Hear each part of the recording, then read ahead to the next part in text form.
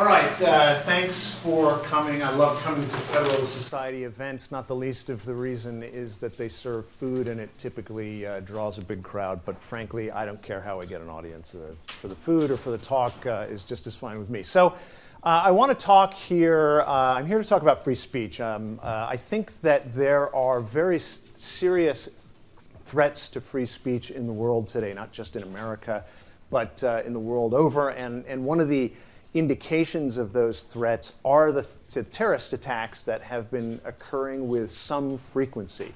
But my talk isn't really per se about terrorist attacks, but more about the reaction to the attacks. Now, just by way of a little bit of background, just to refresh everybody's recollection, everybody is no doubt aware of the attacks that happened in Paris at Charlie Hebdo, the shootings at Garland in Garland, Texas. There are frankly lots more where they came from. There was threats against South Park TV show and Comedy Central. There's a cartoonist by the name of Molly Norris who urged other people to draw Muhammad, and now she's living incognito on the run, basically, because of death threats. There was the Danish cartoon controversy in Denmark, and a number of others.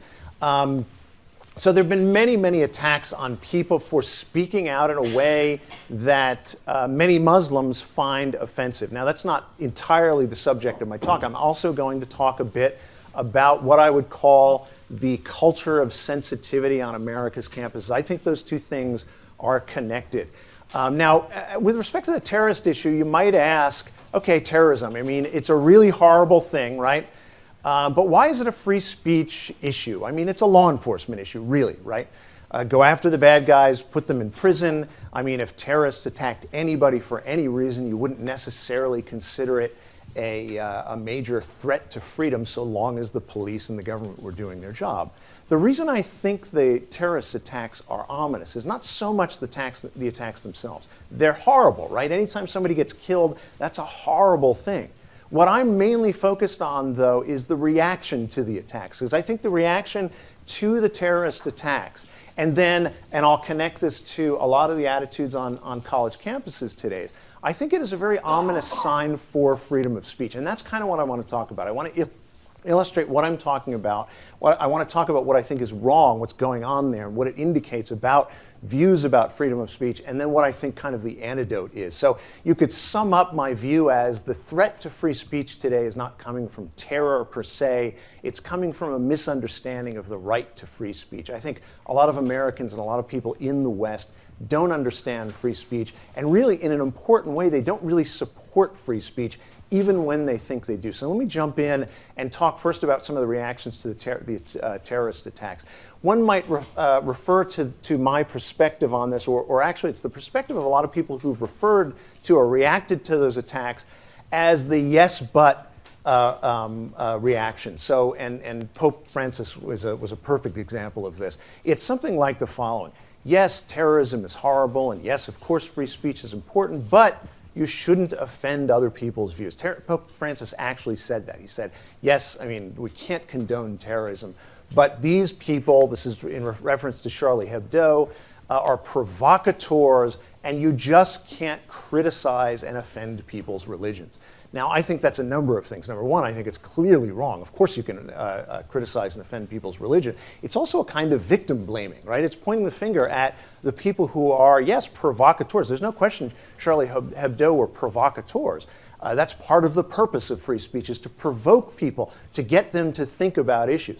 But Pope Francis wasn't the only one. There are a number of people. Now, I'm just going to give you a handful of examples of the sort of highlight examples, because there were quite a lot of people who reacted that way. Right after the initial support for Charlie Hebdo, there were a lot of people who kind of stepped back and said, you know, we're not as comfortable about this because this is really offensive. So another example is Gary Trudeau, the guy who writes the Doonesbury comic strip. He accepted an award for, I think it was like a Lifetime Achievement Award, and he took the opportunity to criticize Charlie Hebdo and the magazine for essentially being the same thing. He called them, he said they were punching downward. They were criticizing a minority group that was powerless in Europe. And essentially what he said was that because of the actions of people like Charlie Hebdo, they triggered or incited people to riot in France and throughout Europe. Now, he wasn't talking about just the terrorist attacks there, but effectively was saying the same thing that the Pope was saying. They were practicing a kind of cultural intolerance, and that they have to understand that Muslims who are offended are allowed to feel pain. Those were his exact words. To which my response is, of course they're allowed to feel pain if we're talking about emotional pain, because that is, after all, what speech elicits. What they're not allowed to do is respond to that feeling of pain with a hail of bullets, which is in fact what at least a select group of Muslim terrorists did. That's a fact. Another example, the PEN Awards. PEN, P-E-N, it's an acronym. And it is an author's kind of guild or group that gave an award, a Courage Award, to Charlie Hebdo. And there was a big controversy over this. A number of the members of this author's kind of guild or group protested this award and said essentially the same thing that Trudeau and the Pope said. That they were criticizing a kind of powerless minority group. One of them used the idea that this was a sort of enforced secularism. That's what she said, that this is cultural intolerance and enforced secularism, which again is an odd expression to use in as much as what Charlie Hebdo was doing was the exact opposite of enforced secularism, right? They were speaking out. If anything, there was a forced secularism coming from the terrorists who attacked them. So it's a weird kind of reversal or inversion of the idea of speech versus force. And that's a common theme that runs through a lot of the criticisms of people for offending other people's views. Now, from there, I want to switch now to college campuses, because I think there's a parody, a kind of parallel ism, so to speak, going on between the attitudes, what I would call the culture of sensitivity. And presumably you've heard a lot about this. This has been reported in many newspapers and magazines over the course of the last several years. You could put it under the banner of political correctness, but it's kind of evolved since, when I was in college in the 80s and 90s, when political correctness first sort of got its start. But you've heard the term, presumably, microaggression. You've heard the term trigger warning. And there have been a number of incidents and articles about this sort of overweening sensitivity about, scary ideas or offensive ideas. So let me just throw out a couple examples, and I'll try to sum up what I think is going on here. So a quick example, I think it's St. Louis University or St. Thomas University in Minnesota. Somebody held what they called a hump day event, right? Maybe you've seen this commercial. I think it's a Geico commercial, a camel loping through an office saying hump day. It's kind of clever. I don't know. I don't even remember what it was. I just thought it was cool to watch the camel wander around and say hump day. And presumably these guys thought the same thing. So they had an event and they had a camel there and you could come pet the camel. Again, I don't know what the point of that was, but maybe it made the students feel good or something. I'm not a big fan of camels myself, but one can see that would be a cool thing to do on a campus.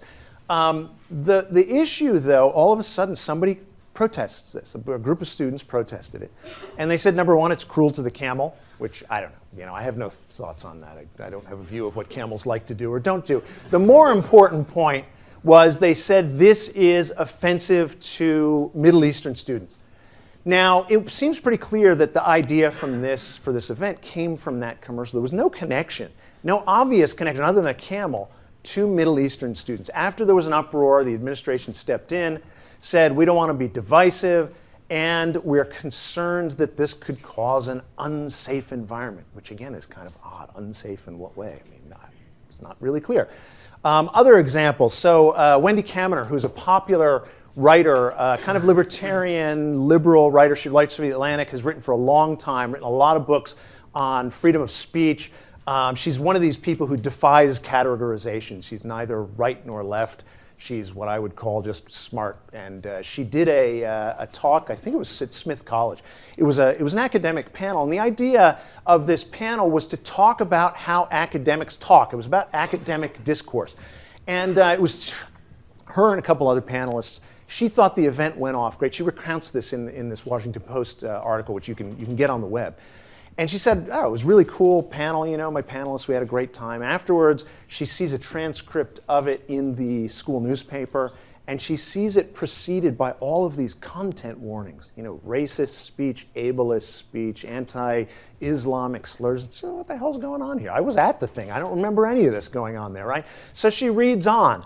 And just to give you a couple examples, at one point one of the panelists says to another panelist, jocularly or jokingly, hey, we're just a bunch of wild and crazy guys, right next to that ableist slur in the transcript. Later on, one of the panelists who used to work at the State Department notes that at the State Department they banned certain terms, I think Islamism and caliphate among them. And he was just noting that. He wasn't condoning the use of the terms or the banning of the terms. He simply was saying, this is one thing that's relevant to how academics discuss. At the State Department, when I was there, they banned these terms. Next to that, anti-Muslim, slurs, basically. Finally, the sort of coup de grace of all of this, Kaminer, being, I think, a very courageous and intelligent woman, she argues that in teaching books that contain the N-word, she was willing to say it, I'm not going to say it, but in books like Huck Finn and others, she argued that professors should actually use the word. Now, it was a polite discussion. It got kind of heated at times, and she made her case. She's a very bright woman. And of course, next to the term was racist expression. But beyond that, later on, she was accused of engaging or committing an act of racial violence, right? Not just, this is bad, I disagree, or it's horrible for you to print this word or to speak this word, but this is an act of racial violence, okay? All right, let me stop with the examples then. I could go on. There are tons more examples. Actually, one more quick one I'll give you from the UC system. You've heard the term microaggression, I think. Hopefully you have. This is sort of verbal slights that don't kind of rise to the level of really super offensive things, but they're just kind of minor slights. Let me see if I can find this. Sorry.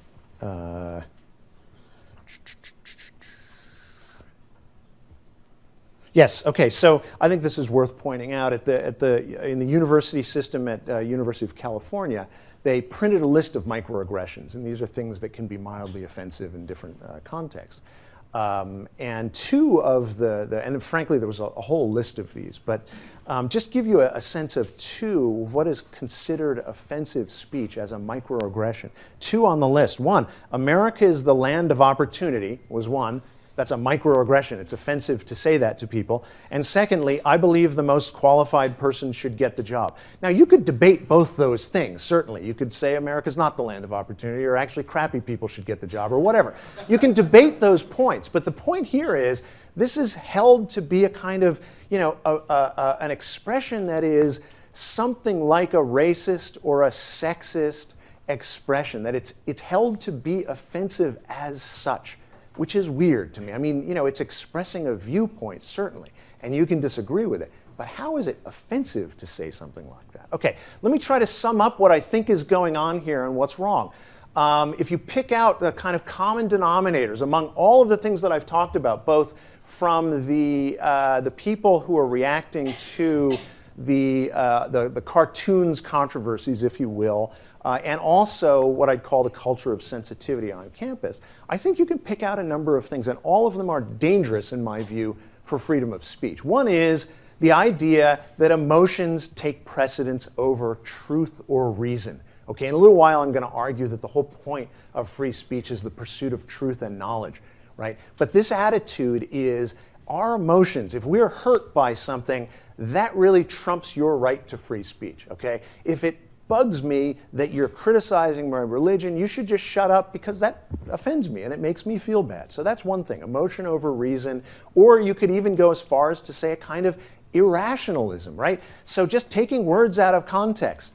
The trigger warnings or the content warnings from the Wendy Kaminer example, a lot of those were just weird. I mean, it's just taking words entirely out of context. A spoken word, almost treating it like a sound that harms in itself without understanding what the context was. Or these microaggressions that I just read a minute ago. I mean, look, if you disagree with it, let's think about it and talk about it. But the point of making it a microaggression is that you're not supposed to say it at all. right? That's just weird in my view. I mean, there is an element of kind of, I don't even care about the meaning of what you're saying here. I just don't want you to say it at all, okay? And I think what you can sum that up, oh, and one more point I should make, is the equation of speech with threats or violence. So the camel example creates an unsafe environment. The Wendy Kaminer example, speaking the N-word isn't just super offensive, maybe hurtful, but it's an act of racial violence. Violence, okay? Violence and speech are two different things. A threat and speech are two different things, and I can talk about that in the question and answer period if anybody wants. Unsafe environment. It's not unsafe to hear attitudes and ideas that you disagree with. In fact, I would argue, and I think this is absolutely true, discourse and discussion is the exact opposite of unsafe. It's how we render ourselves safe and still deal with our differences. And that's the key point. So let me kind of tie this together, and then I'll turn the microphone in a couple minutes over to Professor Tushnet. Let me just make the point that what I alluded to before is this, and I can elaborate a bit more on this, because I think there are actual ideas, and there are people, thinkers out there. Stanley Fish is one, if you've ever heard of him. He's a postmodernist. But you can find the same attitudes among Islamic thinkers, where there's a real attitude that there's really no such thing as free speech, and that free speech is anathema. I mean, you can find a lot of hardcore religious people in general. This is by no means, by the way, Islam does not have a monopoly on opposition to free speech. You can find Christians, you can find all religious sects opposing free speech, and I'll give you a couple examples in a minute. But I think there are real attitudes out there that speech is it's not an effort to persuade, it's kind of an effort to dominate, it's an effort to oppress. And if you really believe that, if you believe that speech is a threat, that it can somehow harm, of course you are going to want to clamp down on it. It only makes sense to do that. That's logic there. I'm not saying, so if I actually believe that, I would think it would be logical to censor people. So what's wrong with this? So I alluded to it before. The core of free speech is free thought, right? In order to live our lives, we have to think, we have to produce, we have to do things. I mean, I'm summarizing a large amount of information in a very short period of time here. But speech and freedom of thought are indelibly or inextricably connected. Let me read you a great quote on this point. This is by Justice Cardozo. I can't remember the case that he's writing in, but I can find the reference for you. But he's talking about freedom of thought and freedom of speech, and he says that these freedoms are the matrix, the indispensable condition of nearly every other form of freedom, which I think is absolutely true. I have a quote by Thomas Jefferson that kind of elaborates on it and gets to the point that I want to make. And it's this: on founding the University of Virginia, Jefferson said, "This institution will be based on the illimitable freedom of the human mind, for here we are not afraid to follow truth wherever it may lead, nor to tolerate any error so long as reason is left free to combat it." That's the essence of free speech and freedom of thought. You follow truth, or you follow reason to where it leads. Now, what happens if you are following reason to where you think it leads? Okay? We can look through history to find examples. Think Galileo. Okay? What happened when Galileo followed reason to where he thought it led? It ran him smack up against the Catholic Church, who said, no, the earth is the center of the universe, not the sun. And Galileo said, I've thought this through and I did the calculations. It's the sun, not the earth. And they said, burn at the stake or go live in a tower. And suddenly Galileo said, all right, well, I guess I'll recant. But to the end of his life, he never really gave up thinking, no, the heliocentric theory of the universe is actually true. Here's another example, Darwin, right? Darwin pissed off Christians like to no end. They hated him. Why? Because he was saying, you're all wrong. Right? The earth is not just 6,000 years old. God didn't just sort of plop us down here, naked in a Garden of Eden. We evolved from animals. They hated him for it, right? He followed reason to where it led. Southern abolitionists, same thing. Slavery is a monstrosity. It's a moral monstrosity. They were censored in the South, right? Because they offended all of the slaveholders there. One final example, during the late 19th century, there was a real move to educate women about contraception and sex in general. In response to that, was passed a number of restrictions, the Comstock Act being one of them. Offended Puritans don't want, you know, the delicate ladies of America to learn about contraception and sex, so we're going to ban these things from the mails, and the U.S. mails. And there were a lot of cases in which any information that was sent through the mails about sex, contraception, all kinds of things, was censored. And again, because it offended people. So, you know, people followed reason to where they thought it led. It bugged or pissed somebody else off, and that somebody else said, that's it, no more, you're not allowed to do this anymore. So my point is this, let me sum up by this and I'll just end here. Offensive speech has to be protected as free speech. It has to be protected. Okay, my argument is not we should protect it because we might learn something. My argument is if you don't protect offensive speech, you might as well throw all speech out the window. It's always the guy who disagrees with everybody else whose speech is threatened. Nobody ever censors the guy who agrees with everybody, right? It doesn't make any sense. What's the point? I agree with the entire majority. Well, we're going to censor you anyway, and we'll go on believing what we believe. No, it doesn't make any sense. It's the Galileos, the Darwins, the outliers, the guys who are challenging the conventional wisdom. They're the ones who get censored. If we really allow this idea, as the Pope put it, that you can't criticize someone's religion, or that we can't, you know, challenge students with ideas that they find frightening or scary, we have done away with free speech. It's gone. It doesn't exist anymore. All right, let me end there. Thanks very much, and I'll turn it over to Professor Tushner.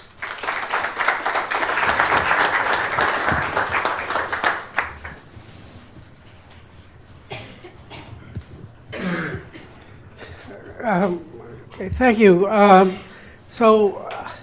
I'm glad that the presentation began with a reference to Pope Francis, because it ties in with the example that I developed to begin with. I actually thought about providing this, it's a hypothetical case, providing the hypothetical case with a trigger warning, but I decided that I could do it without needing such a warning. So here's the example. I taught at Georgetown University Law Center for 25 years. Georgetown, as you may know, is, as I put it to be as precise as possible, a university affiliated with the Society of Jesus.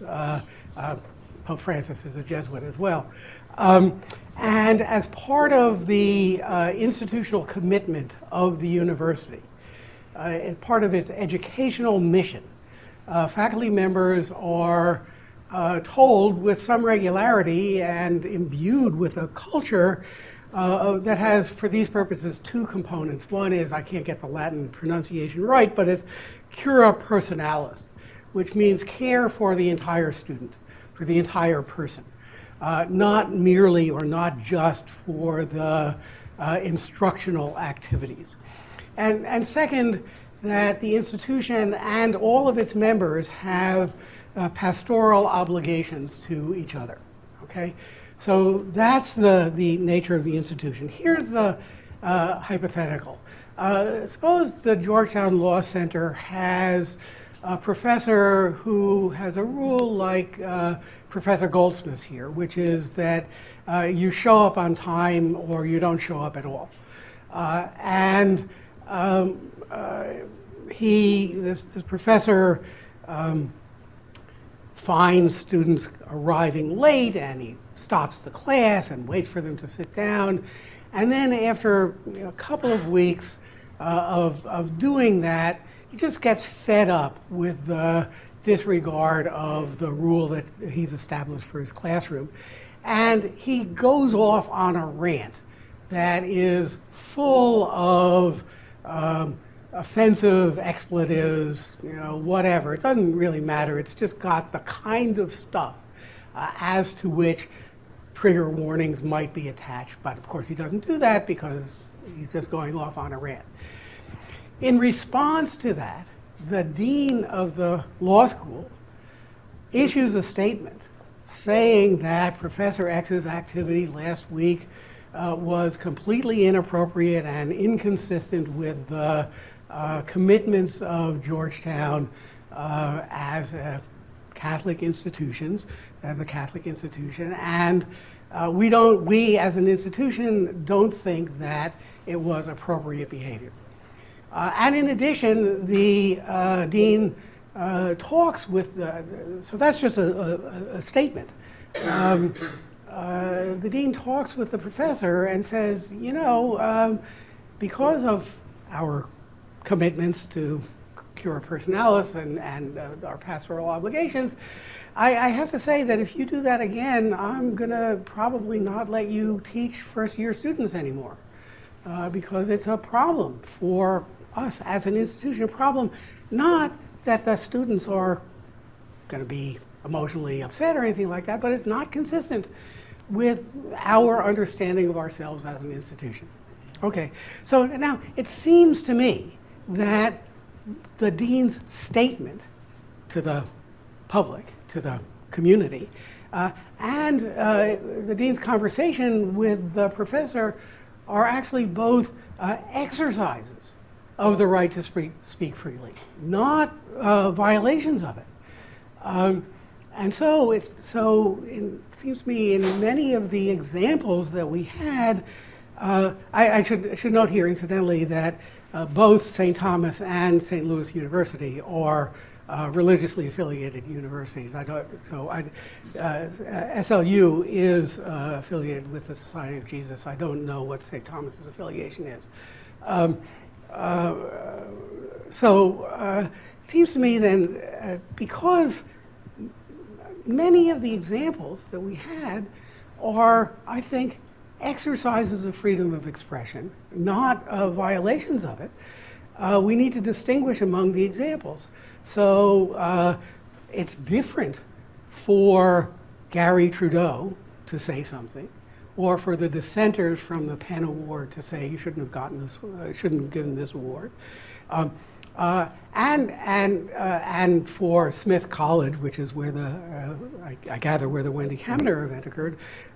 Those are private institutions, and what those people say, what Gary Trudeau says, what the dissenters say, what the students publishing the newspaper at Smith say, that's just free speech.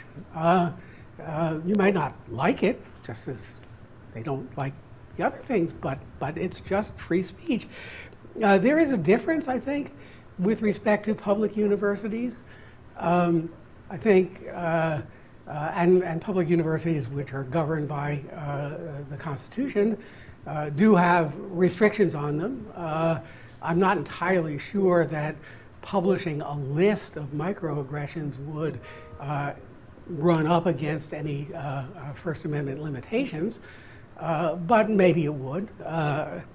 But public universities have to take those kinds of things into account. But when we're dealing with private individuals or private institutions, including, I think, as my example of Georgetown suggests, private educational institutions, it's a different problem. I just note something about private educational institutions. I use Georgetown as an example because its institutional commitment includes these cura personalis and pastoral obligations. That's a choice that Georgetown makes. And other institutions, private institutions, might make other choices. So earlier this week, I think it was Jeff Stone of the University of Chicago wrote an op-ed praising the University of Chicago, a private institution. Footnote here, actually, if you look at its charter, it's affiliated with a Baptist denomination, but nobody believes that it's a religious institution. I think it's Baptist. Anyway, praising Chicago for adopting as its regulatory principles those similar to the ones that the Constitution imposes on public institutions. And that's fine. They make that choice. Smith College can make another choice. Some places, some educational institutions take the in loco parentis idea more seriously than others do. And all of that is fine within the context of the exercise of the various liberties that private institutions have. So the argument, at least when it's dealing with people like Gary Trudeau and Smith College, is not really about, I think, it's not really about the law of free speech. It's about public culture. It's about the kind of culture we want to have. One component of the kind of public culture we want to have is indeed a culture of vigorous speech of the sort that the quotations from Cardozo and Jefferson suggest. More strongly, you might say, not only is it the indispensable matrix for all other freedoms, and speech is the way we pursue truth to its ultimate point, but also you want a vigorous public culture of vigorous speech so that people in the society can get used to living in society where people hold and express views that others disagree with quite substantially. So all of that is right. That is, having a public culture with that as one of its components is an important feature of public culture. But it's not the only thing that we want in our public culture. We want, and these are actually, I have to say, this brings out what I regard as the conservative streak in me, which I actually do have. There are other aspects of public culture. So we also, not only, but we also want to have a public culture of civility and, again, in a term that draws deeply from conservative traditions, a public culture of sociability. The modern version of this is the why can't we all just get along view. Okay? Now, that's right. I mean, that's, again, not the only thing we want in a public culture, but we do want that kind of thing to be a component of our public culture. So now I have these three components: the culture of vigorous speech, the culture of civility, and the culture of sociability. And when people do things like worrying about Charlie Hebdo, not worrying about the attacks on him, but worrying about what they did, they are saying one of the things that's going on in what Charlie Hebdo did is inconsistent with generating and supporting a culture, those components of our public culture of civility and sociability. And the yes, but reaction seems to me exactly right. Of course they can do that. Because they're working on the component of the culture that is the culture of vigorous speech. Of course that's right. But the but part is, but I can also think, as I actually do, that the dissemination of the Charlie Hebdo cartoons was inconsistent with the civility and sociability components that we want to have in our public culture. And so, I will use this line as a concluding one. In the immediate aftermath of the Charlie Hebdo killings, there was this stuff about people saying, "Je suis Charlie," I am Charlie. And my reaction, I have to say, was, no, I am not Charlie. I wouldn't do that. They can do it. It's fine. And of course, nobody should kill them for doing it. It's fine for them to do it. But for me, developing a public culture that combines vigorous speech, civility, and sociability counsels against doing that. And that seems to me the right way to think about these issues. Now, I want to, just the last line is, nothing I say leads me to recommend to you any particular balance among the culture of vigorous speech, the culture of civility, and the culture of sociability. You, as I make my assessment of the Je suis Charlie stuff, you make your own. You can, of course, it's fine if you come out some other way. All that I'm suggesting is that to the extent that the argument is about a public culture rather than about legality, the other two components of the public culture are significant things that are appropriately taken into account and that may, in the end, explain and justify some, maybe not all, but some of the incidents that we heard about earlier. Thank you.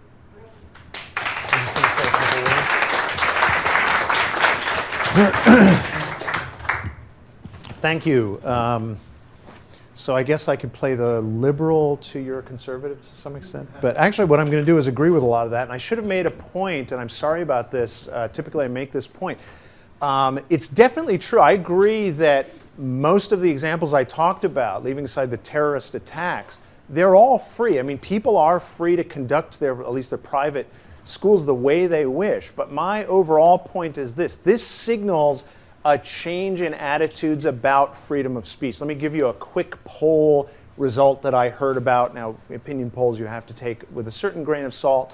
But not long ago, this was not long after the Charlie Hebdo, I saw a poll where I think it was 41% of Americans, and somewhat surprisingly to me, 51% of Democrats believe that we should have laws against offending other people's religion and their race, etc.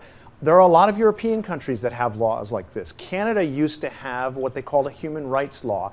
Mark Steyn, who's a popular conservative writer, was brought up on charges along with Ezra Levant for writing an article in McCall's magazine that criticized Islam. And these guys had to face essentially a trial. It would have been a civil fine, not criminal. But that's really serious stuff. So that's when it goes from public attitudes to law. My concern is this. If people, especially young people, believe that offensive speech is beyond the pale, it should not be spoken or allowed, or it's harmful, if they don't take seriously the idea of the pursuit of truth and wisdom, they will one day advocate for laws like that. So take this as a way of sort of staving that off. But yes, public or private universities can do whatever they want. Now, on trigger warnings, I don't necessarily think the concept of trigger warnings is a bad idea. I can kind of see it. But I think it's gone vastly overboard. And I really do think what we have on many campuses these days, and this kind of wave of this, as far as I can tell, at least reading the popular press, is this sort of culture of sensitivity. There's a difference between saying, look, you know, in history class today, we're going to see a video about the Holocaust. It's kind of nasty. If you don't want to come to class, not a problem, because I can really see why that would be offensive. And saying we have to give a trigger warning or allow you out of class because we're going to discuss rape law, and that's kind of uncomfortable to people. I don't get it. I mean, that actually, as far as I understand from the press, happened here at Harvard Law School. Like, you're going to be lawyers one day. You got to be able to deal with things like that. I just have a hard time believing that that colleges have gotten way scarier than they were when I was in college.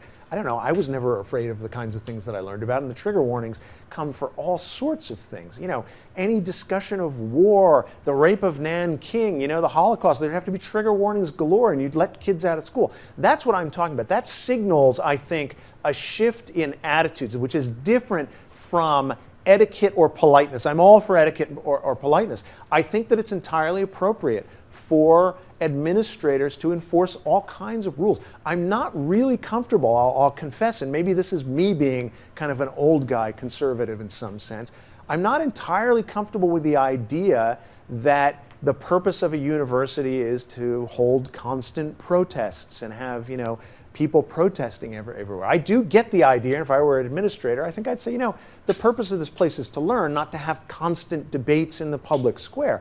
But that's for each university to do themselves. One quick example. So recall that video of the frat at, I think it was Oklahoma State or Oklahoma University, where they were chanting these racist slogans, apparently on the, I listened to it and it's a little bit fuzzy. But let's take the press for at face value, assume that's what they were doing. I think they should have been booted off campus, no question about it. I don't think students should comport themselves that way. And I don't think it raises a free speech issue. Leaving aside the state university, it does definitely because it's a state university. But if I were the administrator, think about it in a different way. Let's say the kids applied to the school, and along with their application, they said, look at this cool video we made. It's us chanting racist slogans on a bus. Do you think they'd get admitted to that school? Of course not. And I don't think they should be admitted to the school. So my point is this. There's a difference between enforcing standards of conduct and opposing free speech at its core. That's one distinction you have to draw. Another distinction, obviously, is between, let's call it law and etiquette or law and morality. Certainly, many things are legal, and you can behave like a horse's ass if you want, but it's the right of anybody who deals with you to walk away. That's ultimately what the right of free speech is all about. It's the right to walk away. It's the right to disassociate yourself from other people when you don't like what they're saying. That's where the line has to be drawn. That's the difference between, I think, the Charlie Hebdo circumstance and judging Charlie Hebdo before the attacks versus after the attacks. Look, I didn't know anything about that magazine before the attacks. I wouldn't read it probably. I'm not particularly easily offended. It's just not my kind of thing. I have heard that what's the show, what's the Broadway musical done by the creators of South Park? Book of Mormon, right? So when it came out, I was excited to watch it. I thought it'd be brilliant. Some friends saw it and they said it was just raunchy and stupid, and it doesn't sound like my taste. Now, they have the right to do it, right? But I wouldn't necessarily go watch it. I wouldn't necessarily read Charlie Hebdo. But I have to say there's a big difference between thinking, yeah, I'm not really a big fan of this, and then finding out that these guys were killed for doing it. The moment it is time to say, I am Charlie Hebdo, is the moment that these guys are killed for their speech. Because the issue is no longer what they're saying specifically and whether you agree with their message. At that moment, it becomes a really fundamental issue of, do you agree with freedom of speech or not? And yes, when people are getting killed for what they're saying, we who believe in free speech should definitely positively stand with them. Let me end with that, and then we can open up for questions. Thanks.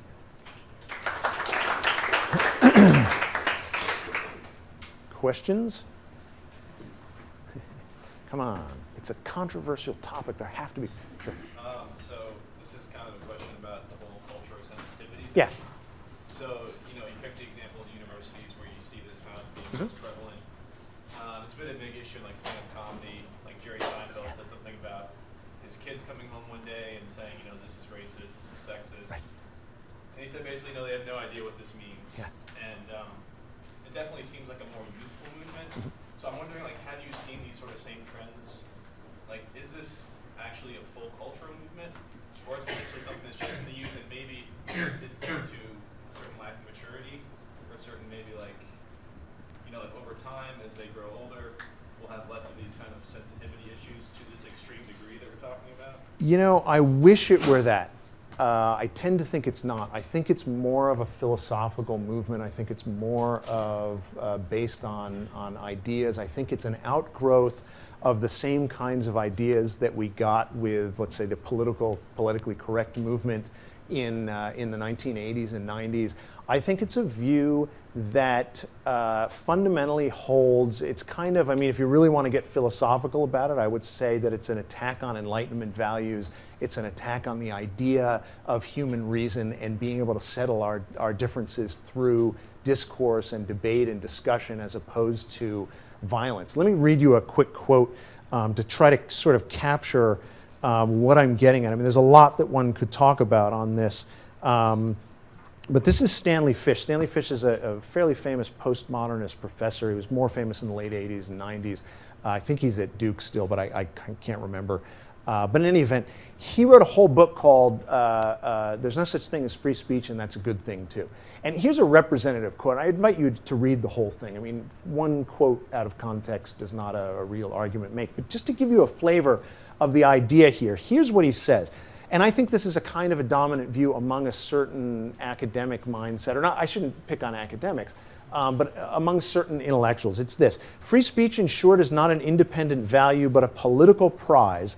And if that prize has been captured by a politics opposed to yours, it can no longer be invoked in ways that further your purposes, for it is now an obstacle to those purposes. This holds basically that speech is a means of oppressing people. And this is, and Fish, and there are a lot of other people who hold these ideas in intellectual circles, that there's really no ability for people of different groups and different classes, different ethnic groups, different socioeconomic classes to communicate with one another, but speech then becomes a way of some people dominating others. I think you see that debate in campaign finance, certainly, and that I think really plays into this idea that, look, there's no way we can talk anymore. The only thing we can do is I can either shut you up, you can shut me up, or after that, it's, you know, we come to arms. So I guess I see that side of it. I guess when I look at the sort of situation as I see it, at least, my water. you know, when you read sort of these people on Twitter or social media, a lot of times they're very, very young.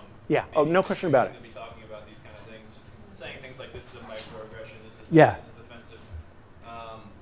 You know, when I come to like a university where you have professors who maybe, you know, you have a feminist professor, you have some, I don't see the same kind of ultra sensitivity in those with those people. So I'm tempted to say that there's not a lot of people who are subscribing to that kind of philosophy of like, we have to stop free speech as like this oppressive thing. I'm tempted to think that it's more of just this like, you know, kind of like kids being too sensitive, and that the actual adults like really haven't, for the most part, they might be sensitive to the kids' sensitivities, but I feel like even on you know, no matter what side of the political spectrum, most of them usually are pretty open and not. I mean, I hope you're right.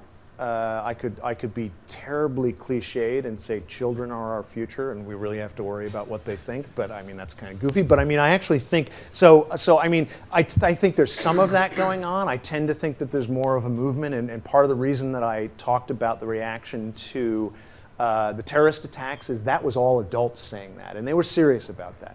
And so that's a bit why I'm concerned. Others here?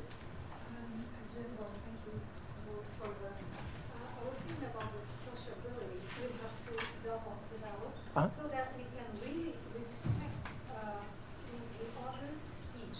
Like if we don't do that and we don't have a limit for like not to offend the other with our speech, we're going to go like, to this end, like killing each other. And I think like we are rational, but we're also relational. Oh yeah. To live both, so that we respect. I'm going to say something I want to say. Sure. But if I offend the other, I should well care about that too. As the professor said, sociability is also normal. Yeah. No. Wrong with the speech. I think that's absolutely right. So my argument here today is not go out and offend as many people as you can, right? It's not. It's certainly, it's a dumb way to communicate.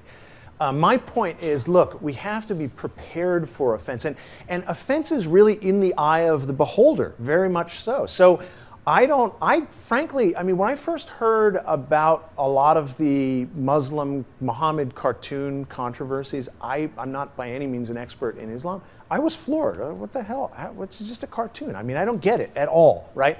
So it would not occur to me in a million years that drawing a picture of Muhammad is offensive to anybody. I don't get it.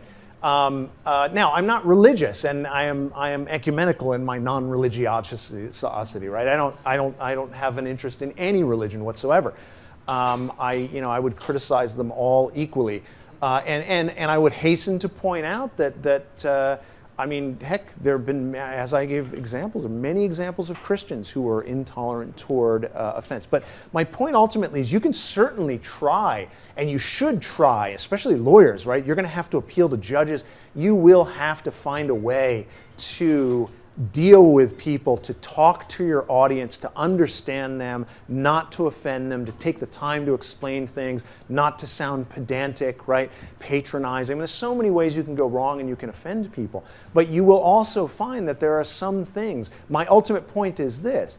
If you really follow truth, right, and you really make arguments, think Darwin, think Galileo, I'm an atheist, right? I think all religion is wrong and fundamentally flawed and mystical, right? If I go out and I make those arguments, I am definitely going to offend people. There's no question about it. I can be the nicest guy in the world. Sam Harris, right, wrote a whole book called The End of Faith. It's a good book. I mean, you can disagree with it, but it's written really, sensibly and sensitively. He's really saying, hey, folks, think this through. He wrote another one called Letter to a Christian Nation, essentially saying, hey, Christians, I think you're making a real mistake here. He's been pilloried for that, right? He's made arguments about Islam. He has been pilloried as a racist for simply saying things like, look, we have to pay attention to the connection between Islam and terrorism. There's an actual connection in the sense that there are lots of people who are invoking Islam as an excuse for terrorism. It's happened with every religion before, but my ultimate point is this. As polite as you're going to be, you are definitely going to offend people. I mean, I think history shows that absolutely. And that's what I'm getting at, is when that offense happens, we have to be willing to protect it. The key is this, offend people, right? So I'll put the principle as this way. Say what you want and take responsibility for it. Meaning, if you say the wrong thing and your university doesn't want to deal with you anymore, or your boss or your friends want to say goodbye, you're going to get, people are going to say goodbye to you and not deal with you. And that comes with speaking.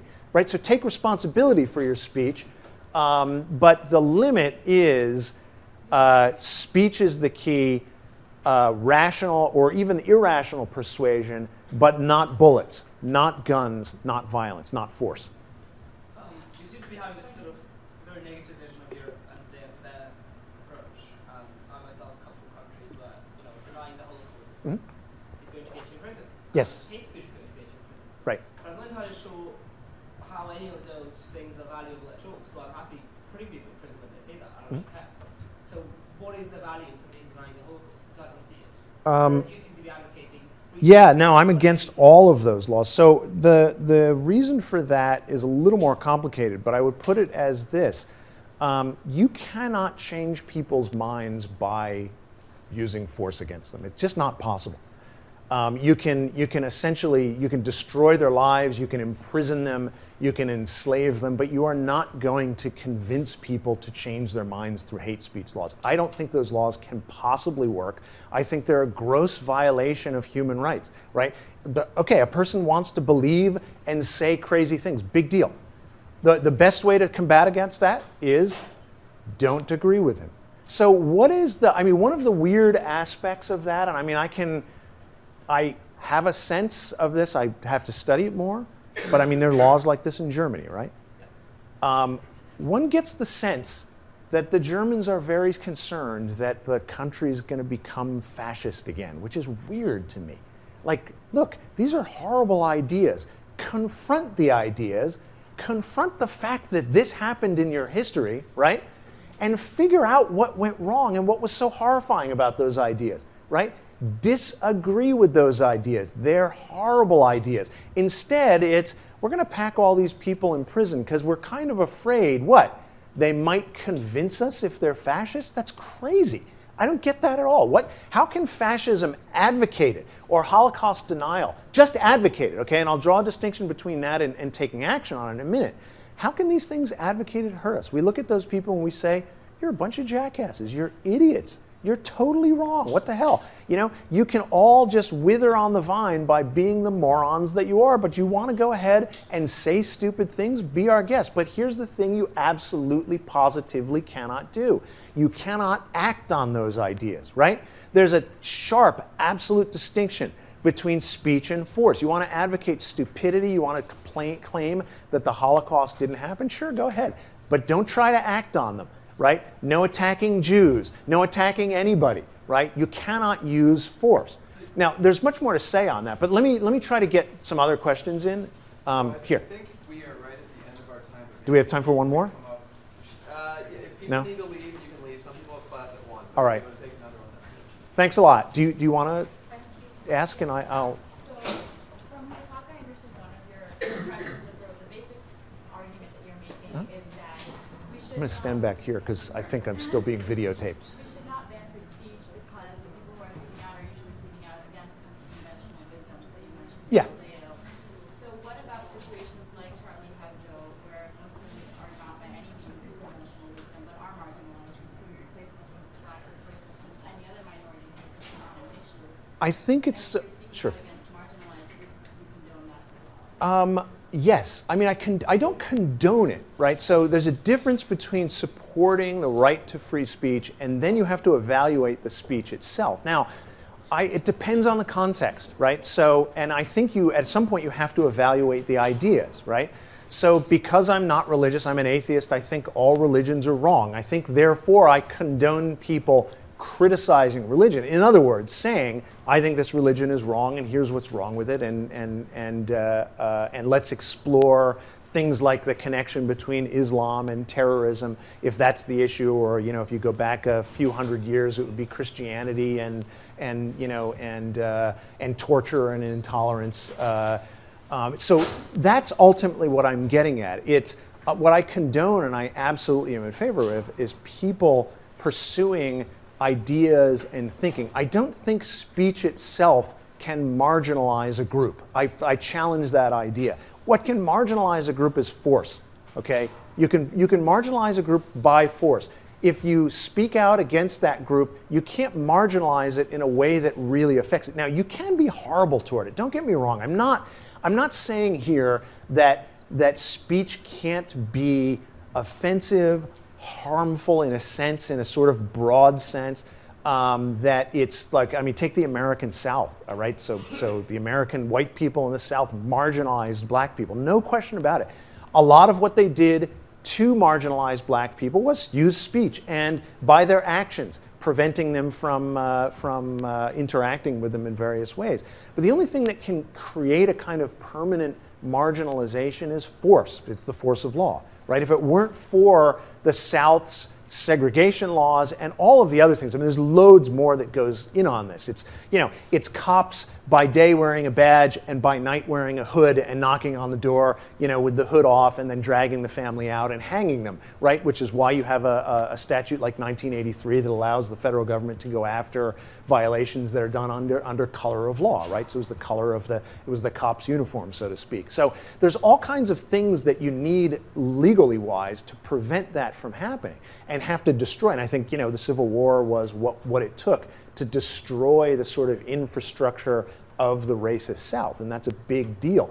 But the way that ultimately gets maintained is not speech alone. It gets maintained by, years and years of laws and force used against a given. The speech, so these groups are already marginalized. Structures, legal structures, and social structures already exist to marginalize them. You wouldn't agree that free speech that is further perpetuating the message of marginalization in no way contributes to the maintenance of these groups? Yes, it could, but the key then is to get rid of the social structures, if I'm understanding you correctly, that marginalize them. So let's put it like this. In the South, because I'm not at all familiar with the situation with Muslims in Europe, and I can't really speak intelligent. I'd have to ask you a lot of questions before, so let me try to do it by analogy to the South, right? So segregation existed, right? Horrifying laws, and all kinds of other laws as well.